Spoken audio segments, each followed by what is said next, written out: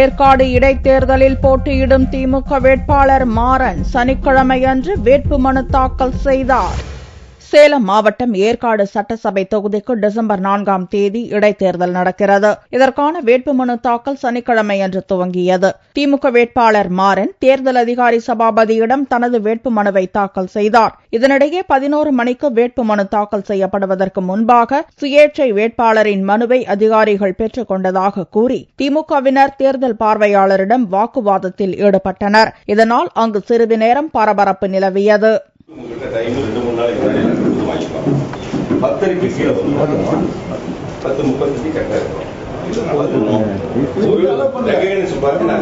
ஒரு independent candidate எங்க முன்னாடி அலோவ் பண்றீங்கன்னு சொல்லும்போது 11 மணிக்கு நாங்க கரெக்டா வரணும் வந்திருக்கோம். 11:01 வந்ததால 1 நிமிஷம் லேட்னு சொல்லுங்க, நாங்க ஒத்துக்கிறோம். காலை 11 மணியிலிருந்துதான் வேட்புமனு தாக்கல் செய்ய வேண்டும் என்ற விதிமுறை இருக்கும்போது அதற்கு முன்னதாக சுயேட்சை வேட்பாளரின் மனுவை பெற்றுக் கொண்டது முறைகேடானது என்று திமுக தேர்தல் பார்வையாளர் பொன் முத்துராமலிங்கம் தெரிவித்தார். 11 மணிக்குத்தான் இந்த வேட்புமனுவை வாங்க வேண்டும், ரசீது போட வேண்டும். அப்படி இருக்கின்ற பொழுது நாங்கள் 11 மணிக்கு நின்று கொண்டிருக்கிறோம். இன்னொருவருக்கு உள்ளே மனு தாக்கல் செய்வது முறைகேடானது என்பதை நம்முடைய மாவட்ட செயலாளர் அவர்கள் எடுத்துச் சொன்னார்கள். அங்கிருந்தே சிஇஓ எலெக்ஷன் மாநிலத்தினுடைய தேர்தல் அதிகாரிக்கும் பிரவீன்குமார் அவர்களுக்கும் இங்கிருந்து தொடர்பு கொண்டு பேசினோம். அவரும் முறையாக என்ன நடந்தது என்பதை பற்றி விசாரிக்கிறேன் என்று சொன்னார்.